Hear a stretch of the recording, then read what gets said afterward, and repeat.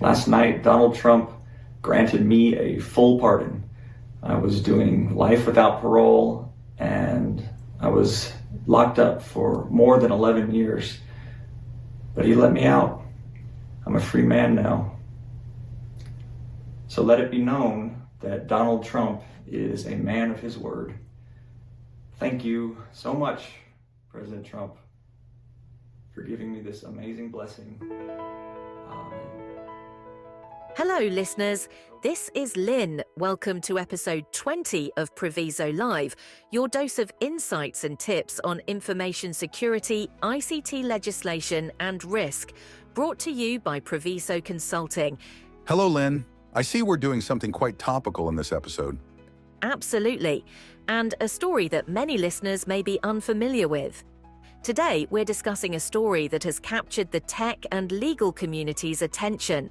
President Donald Trump's recent pardoning of Russ Albright. When I saw it on my X feed, it took me back to the days of the Silk Road. Of course, the original Silk Road was a network of trade routes that connected the East and West between the 2nd and the 15th centuries. It wasn't a single road, but a series of paths that stretched from China to the Mediterranean. The Silk Road got its name from the lucrative silk trade, which was highly valued in the West. However, many other goods were traded along the route, including spices, tea, porcelain, and precious metals. The Silk Road also facilitated the exchange of ideas, cultures, and religions. Buddhism, for example, spread from India to China along it. The Silk Road began to decline in the 15th century with the rise of maritime trade routes. But that's not what we're here to discuss. Lyn, can you give us a quick rundown of the modern Silk Road? Sure, the modern Silk Road was essentially an online black market operating on the dark web. Users could buy and sell various goods, predominantly illegal drugs, but also counterfeit money, hacking services, and more, using Bitcoin for anonymity. It was like eBay for the underworld, but with an emphasis on privacy and anonymity through the use of the Tor network. Russ Albright, often known by his online pseudonym Dread Pirate Roberts, was the mastermind behind Silk Road. What was his role, and how was he eventually caught? Albright was not only the creator, but also the administrator of Silk Road. He managed the platform's operations, ensured transactions were secure, and even maintained a user base that at one point included nearly 1 million registered users. His capture was somewhat accidental. In 2013, he was arrested in a San Francisco public library with his laptop open and logged into the Silk Road admin account. This gave law enforcement direct access to a trove of incriminating evidence. That's quite the twist. Now, moving on to why he was arrested. It wasn't just for creating a platform, right? Correct. Albright was charged with and convicted of several serious crimes, including distributing narcotics, conspiring to commit computer hacking, money laundering, and engaging in a continuing criminal enterprise. His trial was high profile, highlighting issues around internet anonymity, drug policy, and cryptocurrency. Indeed, a life sentence without parole was his fate until very recently. So what led to his pardon?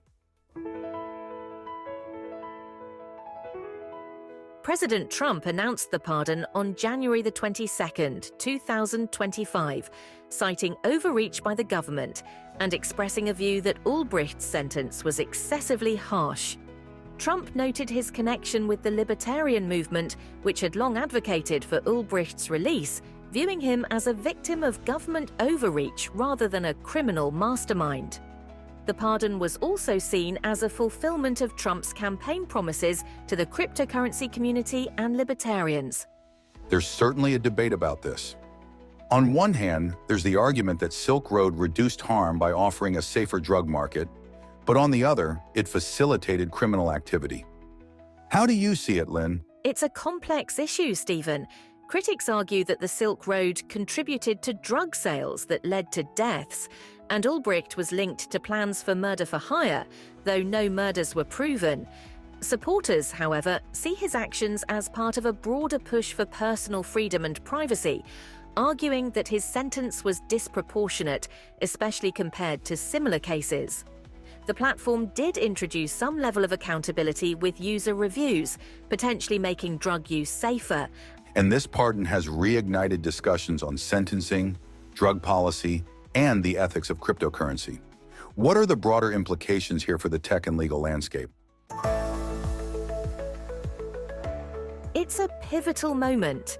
For one, it highlights ongoing debates about the sentencing of non-violent crimes, particularly those involving digital platforms. It also highlights how cryptocurrencies like Bitcoin can be used in legal and illegal activities, pushing for better regulatory frameworks. The tech community is also watching closely, as this case involves issues of privacy, freedom of information, and the legal boundaries of the internet. Absolutely. Thanks for diving into this with me, Lyn. To our listeners, while the case of Russ Albright is closed in terms of his incarceration, the conversation around digital freedom, privacy, and the legal implications of tech innovations is far from over. That's right. We'll monitor how this influences future policy and tech development and provide updates as necessary. Closing this down, but giving an update to a previous episode. In episode 10, we discussed artificial intelligence, and specifically PDOM. This week, a Chinese startup called DeepSeek announced that it provides competitive AI capabilities at a fraction of the cost of existing solutions.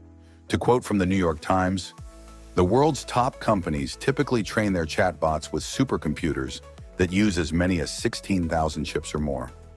DeepSeek's engineers said they needed only about 2,000 NVIDIA chips. Since late 2022, when OpenAI set off the AI boom, the prevailing notion had been that the most powerful AI systems could not be built without investing billions of dollars in specialized AI chips.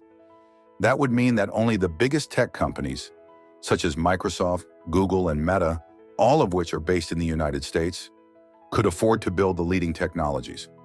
But DeepSeek's engineers said they needed only about $6 million in raw computing power to train their new system.